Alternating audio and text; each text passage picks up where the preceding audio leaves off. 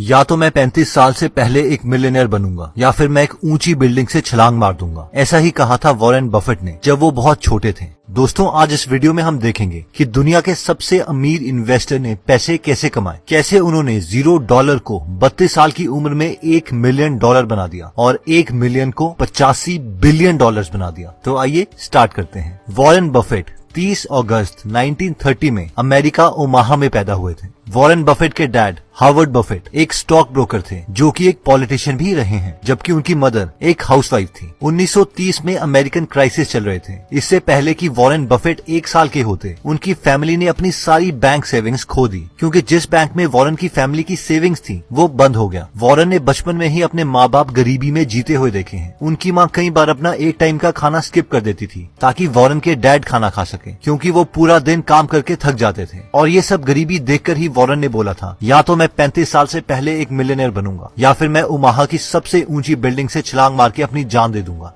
बचपन से ही Warren maths और नंबर्स के साथ बहुत अच्छे थे। स्पेशली वो हर किसी चीज में पैटर्न ढूंढ लेते थे। फॉर एग्जाम्पल, वो बचपन में अपने घर के सामने सारी गाड़ियों के नंबर्स देखते और रात को उन्हें एक कागज में लिखते रहते और ये देखते कि कौन सी कार सबसे ज्यादा बार उनके घर के सामने से गुजरती है। एक बार वॉरेन ने देखा कि एक आदमी उनके घर के सामने लगी मशीन से कोल्ड ड्रिंक ले रहा है और उस मशीन में कोल्ड ड्रिंक्स के ढक्कन पड़े हैं। वॉरेन बफेट ने हफ्तों तक हर रोज वो सारे ढक्कन उठाए और देखा कि लोग सबसे ज्यादा कौन सी कोल्ड ड्रिंक पीते हैं। ढक्कनों को काउंट करने के बाद उन्हें पता चला कि लोग कोका कोला ज्यादा प्रेफर करते हैं। और बहुत सालों के बाद अपने इन्वेस्टिंग करियर में इसी नॉलेज की वजह से उन्होंने कोका कोला के काफी शेयर्स भी खरीद लिए थे। जब वॉरेन बफेट 10 साल के थे और बेंसन लाइब्रेरी में बुक्स पढ़ रहे थे तो उन्हें एक बुक दिखाई दी जिसका टाइटल था 1000 तरीके $1000 कमाने के। उस बुक में पैसे कमाने के काफी आइडियाज दिए थे, लेकिन उनमें से एक आइडिया वॉरेन को बहुत पसंद आ गया और वो आइडिया था कि आप वेइंग मशीन लगा के भी $1000 कमा सकते हैं। आइडिया ये था कि एक मशीन को लगा के उससे जितने पैसे आएंगे उससे दूसरी मशीन खरीद ली जाए और हर बार प्रॉफिट को खर्च करने के बजाय री इन्वेस्ट किया जाए। ये देखते ही वो 7 साल का बच्चा वॉरेन बफेट कैलकुलेशन करने लग गए कि एक वेइंग मशीन उन्हें कितने की पड़ेगी और उसके प्रॉफिट से उन्हें कितना टाइम लगेगा दूसरी वेइंग मशीन खरीदने में। इवन कि वो ये तक कैलकुलेट करने लग गए कि अगर दुनिया का हर इंसान उनकी वेइंग मशीन यूज करता है तो वो कितने पैसे कमा सकते हैं। वॉरेन बफेट ने बचपन से ही काफी चीजें बेचना स्टार्ट कर दिया था, जैसे कि उन्होंने कोका कोला बेची, च्युइंगम्स बेची, मैगजीन्स बेची, इवन सुबह 4 बजे उठकर लोगों को न्यूज़पेपर्स भी दिए। उन्हें बचपन से ही पैसे बनाने की गेम में मजा आने लगा था। बफेट कहते हैं कि पैसे कमाने में फ्रीडम थी, एंजॉयमेंट थी और मैं खुद का बॉस बन सकता था। वॉरेन बफेट को बचपन से ही कंपाउंडिंग के कॉन्सेप्ट से प्यार हो गया था, क्योंकि उन्होंने बचपन में एक राजा की स्टोरी सुनी थी जो कि कुछ इस तरीके से थी। एक बार राजा के पास एक पुजारी आता है और वो राजा से दान मांगता है। वो घमंडी राजा बोलता है कि तुम जितना चाहोगे हम तुम्हें उतना दान देंगे, मांगो क्या मांगते हो। इस पर वो पुजारी ने कहा कि चेस में 64 खाने होते हैं, मुझे तुम पहले खाने में एक चावल का दाना दे दो, फिर अगले बॉक्स में उसे डबल कर दो यानी 2 चावल के दाने, उसके बाद नेक्स्ट बॉक्स में उसे दोबारा डबल कर दो यानी 8 चावल के दाने,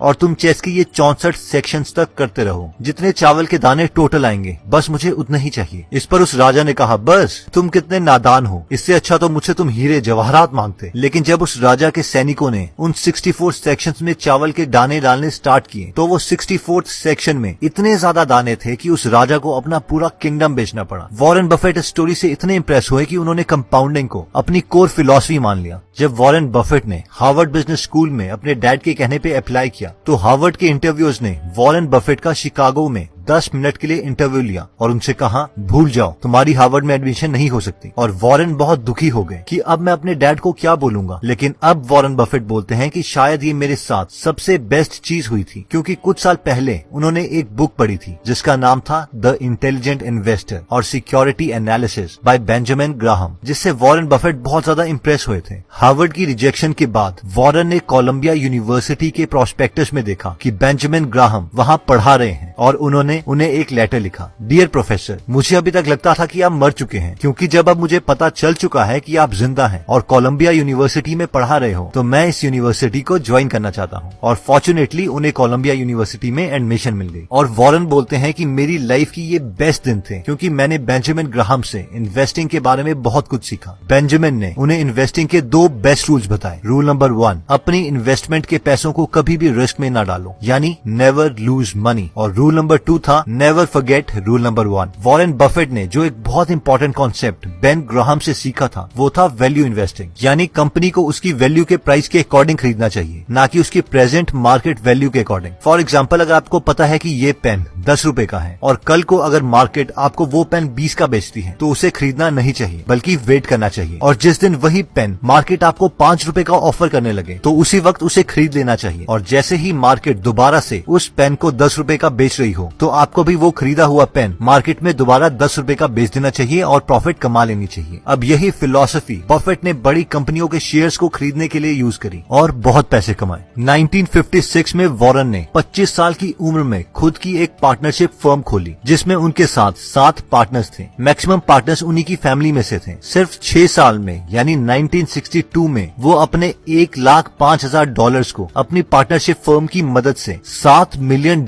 में कन्वर्ट कर चुके थे, जिसमें से $1 मिलियन बफेट के थे। यानी सिर्फ 32 साल की उम्र में ही वो एक मिलियनर बन चुके थे। और फॉर्चुनेटली उन्हें एक ऊंची बिल्डिंग से कूदना नहीं पड़ा जैसे कि उन्होंने बचपन में प्रॉमिस किया था। मार्केट में शेयर्स का प्राइस बढ़ रहा था और सस्ते शेयर्स खरीदना मुश्किल हो रहा था, इसलिए बफेट ने कुछ सालों में अपनी पार्टनरशिप फर्म बंद कर दी। वॉरेन को पब्लिक स्पीकिंग से बहुत डर लगता था। वो कहते हैं कि उस वक्त अगर मैं स्टेज में चला जाऊं तो मुझे लगता था कि मैं वॉमिट कर दूंगा। फिर उन्होंने न्यूज़पेपर में डेल कार्नेगी का एक पब्लिक स्पीकिंग कोर्स देखा और उन्होंने वो कोर्स ज्वाइन कर लिया। वॉरेन बफेट के अकॉर्डिंग इससे उनको आगे की प्रोफेशनल लाइफ में एक बहुत बड़ा जंप मिला। वॉरेन बफेट कहते हैं कि इस कोर्स से उन्हें इतना कॉन्फिडेंस भी आ गया था कि उन्होंने उस वक्त अपनी गर्लफ्रेंड सुजैन को शादी के लिए प्रपोज कर दिया और उनसे शादी कर ली। इसके बाद बफेट की लाइफ में एंट्री हुई उनके एक क्लोज पार्टनर चार्ल्स मंगर की। चार्ल्स मंगर से मिलने से पहले वॉरेन की इन्वेस्टमेंट फिलॉसफी ये थी कि ऐसी कंपनी खरीदो जिसकी एक्चुअल वैल्यू तो ज्यादा हो लेकिन बैड मैनेजमेंट की वजह से वो अभी सस्ते में मिल रही हो, और जब बाद में उस कंपनी की वैल्यू बढ़ जाए उस वक्त उसके मार्केट शेयर्स बेच दो और प्रॉफिट कमा लो। लेकिन चार्ल्स मंगर से मिलने के बाद बफेट की ये इन्वेस्टमेंट स्ट्रेटेजी बन गई कि ऐसी कंपनीज खरीदो जो क्वालिटीज कंपनी हो और जिन्हें बाद में बेचने की जरूरत ही न पड़े, क्योंकि उस कंपनी की वैल्यू खुद ही कंपाउंड होके बाद में बढ़ जाएगी और हमें वो कंपनी प्रॉफिट कमा के देगी। और इसी फिलॉसफी की वजह से बफेट ने Coca Cola, American express, Gillette जैसी कंपनीज के शेयर खरीदे और बहुत प्रॉफिट कमाया। इससे कुछ साल पहले बफेट ने एक कंपनी के काफी शेयर्स खरीद लिए थे जिसका नाम था बर्कशायर हैथवे, जो कि एक टेक्सटाइल कंपनी थी। जब बफेट इस कंपनी के काफी शेयर्स खरीद चुके थे उस वक्त इस कंपनी का पूरा कंट्रोल बफेट के हाथ में आ गया और वो बर्कशायर हैथवे के चेयरमैन बन गए। बफेट ने बर्कशायर के यूजलेस एसेट्स बेचना स्टार्ट कर दिया और फाइनली टेक्सटाइल का काम बंद करके उसे एक इन्वेस्टिंग फर्म बना दिया जिससे उन्होंने बहुत ही पैसे कमाए। आज भी वॉरेन बफेट का मैक्सिमम पैसा बर्कशायर हैथवे में ही है। दोस्तों, वॉरेन बफेट ने एक सिंपल आइडिया लिया, कंपाउंडिंग, और उससे अपनी पूरी लाइफ फॉलो किया। और आज 2019 में वॉरेन बफेट की नेट वर्थ $85 बिलियन के करीब है और ये वही लड़का है जिसकी माँ को कम पैसों की वजह से अपने एक वक्त का खाना स्किप करना पड़ता था। क्या आप जानते हैं कि वॉरेन बफेट और बिल गेट्स आज बेस्ट फ्रेंड्स हैं? जी हाँ, और इस कहानी की शुरुआत कुछ इस तरीके से हुई थी। एक बार बिल गेट्स की मदर मैरी बिल गेट्स को बहुत कन्विंस कर रही थी कि वो हुड कैनाल में फैमिली मीटिंग के लिए आए और वहाँ पर वॉरेन बफेट से मिले। लेकिन बिल गेट्स बहुत रेजिस्ट कर रहे थे क्योंकि वो वॉरेन बफेट से मिलना नहीं चाहते थे, क्योंकि बिल गेट्स सोचते थे कि वॉरेन बफेट बस एक ऐसा आदमी है जो सिर्फ स्टॉक्स को खरीदता है और बेचता रहता है और उन्हें नहीं लगता था कि उनसे मिलके उन्हें कोई एक्चुअल में फायदा होगा। लेकिन फाइनली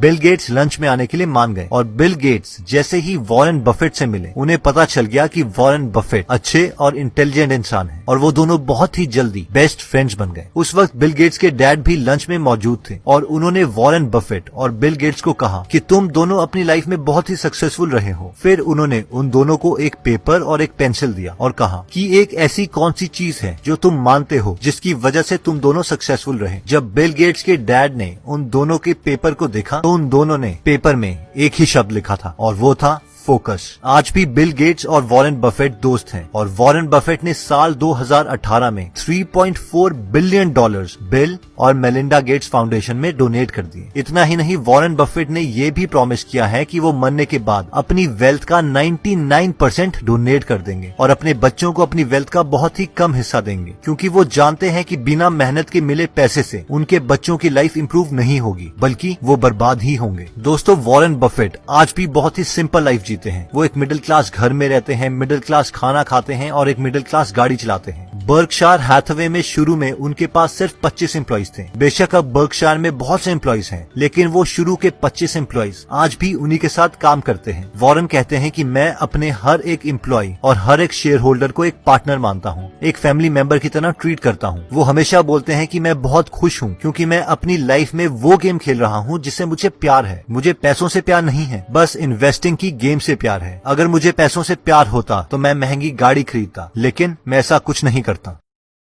मैंने एक नया बिजनेस से रिलेटेड चैनल बनाया है जिसे आप डिस्क्रिप्शन में दिए गए लिंक पे जाके सब्सक्राइब कर सकते हैं, जिसमें मैं जल्द ही सिर्फ बिजनेस से रिलेटेड कंटेंट डालूंगा। पता नहीं मैं आपको कितना समझा पाया, लेकिन उम्मीद है कि ये वीडियो आपके बिजनेस में आपकी हेल्प करेगी।